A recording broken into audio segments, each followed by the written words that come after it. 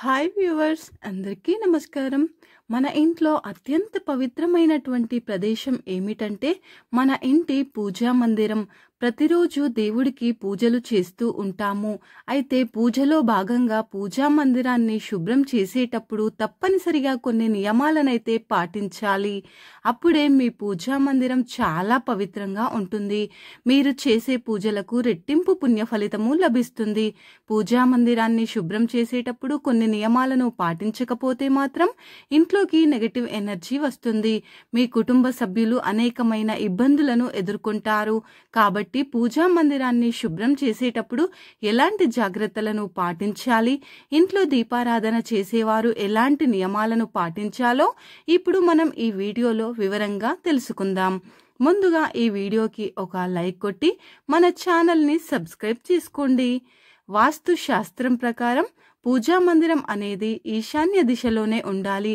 అలా ఉంటేనే మీ ఇంటికి శుభం చేకూరుతుంది, లేదంటే నెగిటివ్ ఎనర్జీ ఏర్పడుతుంది. ఎంతో పవిత్రమైనటువంటి పూజా మందిరాన్ని శుభ్రం చేయాలంటే ఎప్పుడు పడితే అప్పుడు శుభ్రం చేయకూడదు. శనివారం నాడు మాత్రమే మీ పూజా మందిరాన్ని శుభ్రం చేసుకోవాలి.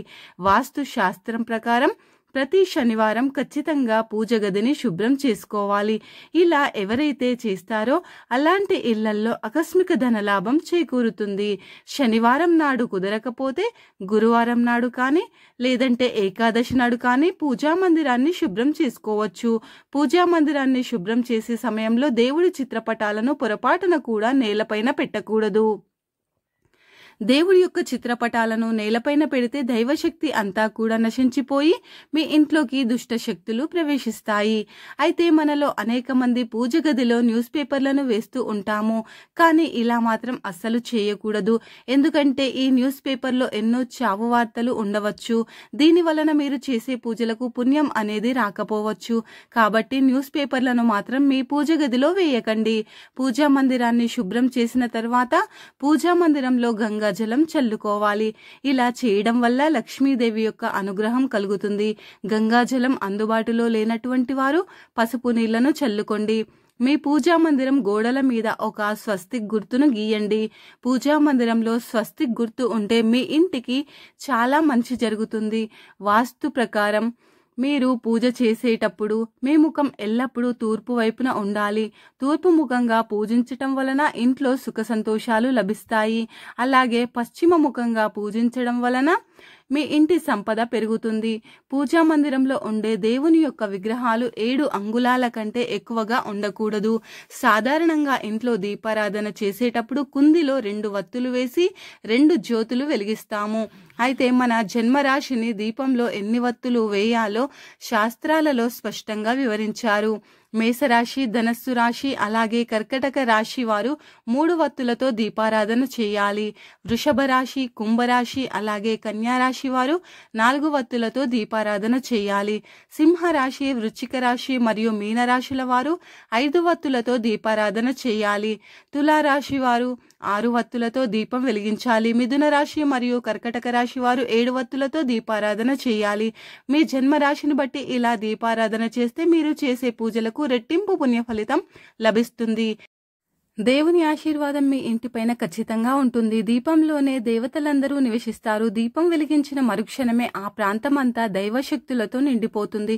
కాబట్టి ప్రతినిత్యం దీపారాధన చేసే ఇళ్లల్లో ముక్కోటి దేవతలు సంచరిస్తూ ఉంటారు. స్టీల్ ప్రమిదలలో మాత్రం దీపారాధన అస్సలు చేయకూడదు. పూజా మందిరంలో దీపం వెలిగించిన తర్వాత ఆ దీపాన్ని నేలపైన ఉంచకూడదు. అలా చేస్తే దీపాన్ని అగౌరవపరిచినట్టు అవుతుంది. దీపం క్రింద ఒక చిన్న ప్లేటు లాంటిది పెట్టి దానిపైన ప్రమిదను ఉంచాలి. ఇంట్లో దీపారాధన చేసే ముందు ఖచ్చితంగా ఇంటిని శుభ్రం చేసుకోవాలి.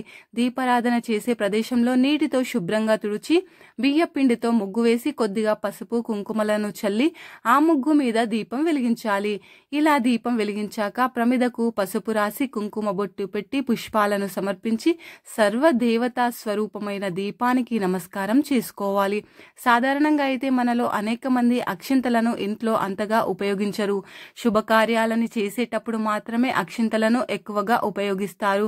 అయితే వాస్తు శాస్త్రం ప్రకారం ప్రతి ఒక్కరి పూజా మందిరంలో ఎల్లప్పుడూ అక్షింతలను పెట్టుకోవాలి అని వేద పండితులు చెప్తున్నారు. అక్షింతలు శుభాన్ని సూచిస్తాయి కాబట్టి పూజా మందిరంలో అక్షింతలను పెట్టుకుంటే ఇంట్లో సకల సౌభాగ్యాలు చేకూరుతాయి. ముఖ్యమైనటువంటి పనుల మీద బయటకు వెళ్ళేటప్పుడు పూజా మందిరంలో ఉండే అక్షింతలను తీసి తలపైన వేసుకొని బయలుదేరండి. ఎల్లప్పుడూ విజయాలను సాధిస్తారు. ప్రతినిత్యం స్త్రీలు అన్నం వండిన తర్వాత ఒక శక్తివంతమైన పరిహారం చేయండి. కుబేర యోగం మీ ఇంటికి వరిస్తుంది. అన్నం ఉడికిన తర్వాత అన్నాన్ని కిందకి దింపే ముందు గ్యాస్ స్టవ్ని కట్టేయకుండా ఉడికించిన అన్నం కొంచెం తీసి అందులో కాస్త నెయ్యి కలిపి మండుతున్న అగ్నిలో సమర్పించండి. ప్రతినిత్యము ఇలా చేస్తూ ఉండండి. దీనివల్ల యజ్ఞం చేసినంత పుణ్య ఫలితం లభిస్తుంది. మీ ఇంట్లో సుఖ సంతోషాలు ఏర్పడతాయి. ఏ ఇంట్లో అయితే 2 పూటల దీపారాధన చేస్తారో ఆ ఇంట లక్ష్మీదేవి ఎప్పటికీ నిలిచి ఉంటుంది. దుష్టశక్తులు ఆ ఇంటి దరిదాపుల్లోకి కూడా రాలేవు. ఇంట్లో శాంతి నెలకొంటుంది. పిల్లలు వృద్ధిలోకి వస్తారు. బంగారాన్ని లక్ష్మీ స్వరూపంగా పోలుస్తాము. అలాంటి లక్ష్మీ స్వరూపమైనటువంటి బంగారాన్ని మనం తాకట్టు పెడుతూ ఉంటాము. అయితే మీరు తాకట్టు పెట్టిన బంగారాన్ని చాలా సింపుల్గా తిరిగి తీసుకునే ఒక శక్తివంతమైన పరిహారం అండి. ఏదైనా ఒక శుక్రవారం నాడు ఒక పసుపు రంగు వస్త్రం తీసుకొని అందులో ఒక పసుపు కొమ్ము, 1 రూపాయి బిళ్ళ, అలాగే నవధాన్యాలను పోసి మూట కట్టాలి. ఈ మూటని మీ పూజా మందిరంలో పెట్టుకొని ఓం మునీశ్వరాయ నమః అనే మంత్రాన్ని 11 సార్లు చదివి మీ బంగారం త్వరగా తిరిగి రావాలని కోరుకోవాలి. ఈ విధంగా 11 శుక్రవారాలు చేసి చూడండి. మీ బంగారం ఖచ్చితంగా తిరిగి వస్తుంది. ఆర్థికంగా బాధపడేవారు కర్పూరం మీద ఒక లవంగం పెట్టి కాల్చండి. దీని నుండి వచ్చే పొగను మీ ఇల్లంతా వేయండి. ఇలా చేయడం వలన ఆర్థిక సమస్యలన్నీ తొలగిపోయి డబ్బు పరంగా మీ ఇంటికి బాగా కలిసి వస్తుంది. రాహుకేతు సమస్యలు దూరం కావాలన్నా ప్రతినిత్యం ఇంట్లో కర్పూరాన్ని వెలిగించాలి. అనారోగ్య సమస్యలతో బాధపడేవారు నీటిలో కర్పూరం వేసుకొని స్నానం చేయండి. మంచి ఆరోగ్యం లభిస్తుంది. అలాగే జీవితంలో శుభాలు జరుగుతాయి. ఈ వీడియో గనుక మీకు నచ్చినట్లయితే లైక్ చేయండి, షేర్ చేయండి. ఓం నమః శివాయ అనే చిన్న కామెంట్ పెట్టండి. అలాగే సబ్స్క్రైబ్ చేసుకోవడం మర్చిపోకండి ఫ్రెండ్స్.